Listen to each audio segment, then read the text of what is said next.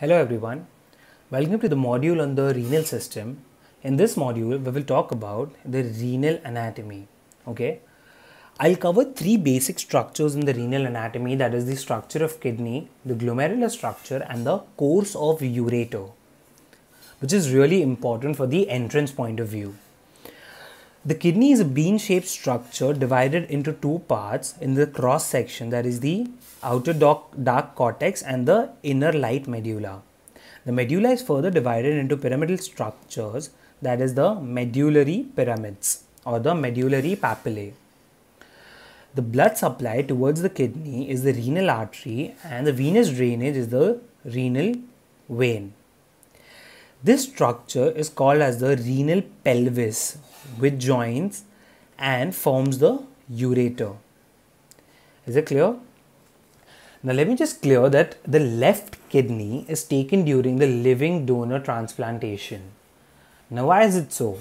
The left kidney has a longer renal vein and hence it is taken in the left kidney transplantation. Is it clear? Now let us talk about the renal blood flow.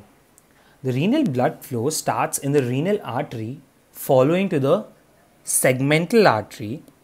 From the segmental artery, it divides into interlobar artery. These are the interlobar artery. The interlobar artery then divides into the arcuate artery. The arcuate artery then divides into interlobular artery.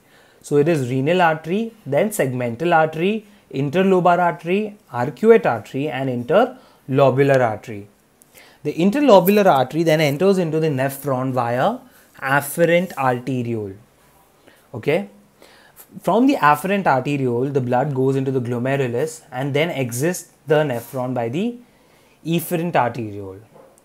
From the efferent arteriole, the blood goes into the peritubular network or the vasa recta and then is drained into the renal vein. Is it clear? So let me just repeat the renal blood flow. It is from the renal artery to the segmental artery, then to the interlobar artery, then the arcuate artery, interlobular artery, afferent arteriole. Here is the place where the blood enters the nephron. Then the glomerulus, efferent arteriole, vasa recta or the peritubular capillaries and the venous outflow. Please remember this. This is very important and is highly tested in the exams.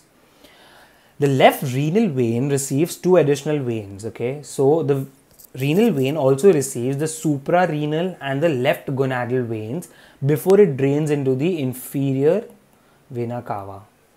Okay.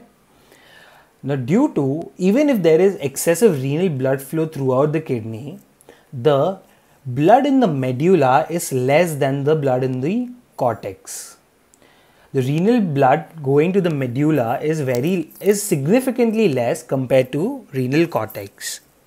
Now this leads to hypoxia and which would further lead to ischemia. Is it clear? Now let us talk about the glomerular structure. As I told you, the blood enters the glomerulus through the afferent arteriole, enters the enters the glomerulus and then exits via the efferent arteriole. This structure is called as the Bowman's capsule. Okay.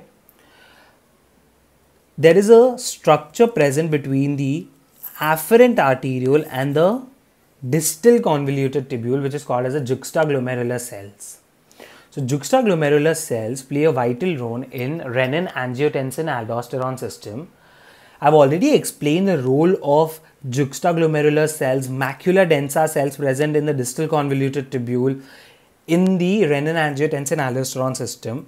So please do check that out. Let me just clear the histology part of glomerular structure. Okay. In histology, we can look at these structures. This is the glomerulus and the outer structure in the white is the Bowman's capsule. Is it clear? So this is the glomerulus and this is the Bowman's capsule. Is it clear? As I told you that the structure which is very close to the glomerulus is the distal convoluted tubule. We can see a distal convoluted tubule present over here. Is it clear?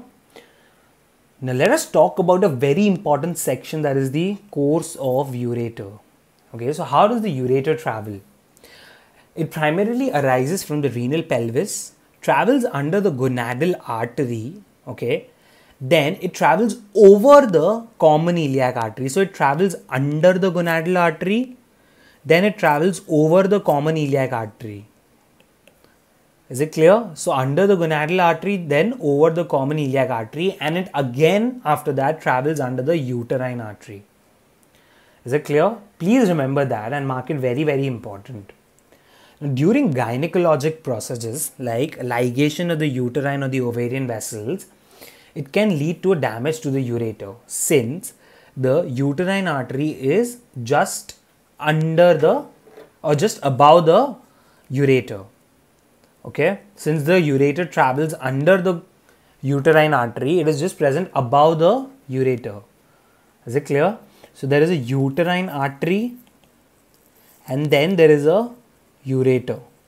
So if there is any damage to the ureter during any gynecologic processes, it can lead to leak or ureteral obstruction. Is it clear?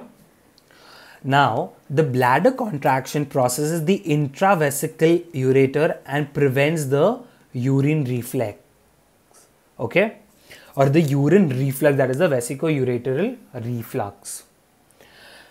Now, coming to a very important section, that is the blood supply of the ureter. The proximal part of the ureter is supplied by the renal artery. And remember that the proximal part is not removed during kidney transplantation. Now, since it is not removed during kidney transplantation, there is a decrease in the chances of ischemia. There is a decrease in the chances of ischemia. The middle part of the ureter is supplied by multiple arteries, that is the gonadal artery, aorta, common and internal iliac arteries. Okay, so it is supplied by anastomosis of these arteries. And the distal part, which is highly susceptible to ischemia, is supplied by the internal iliac and primarily by the superior vesical artery. Is it clear?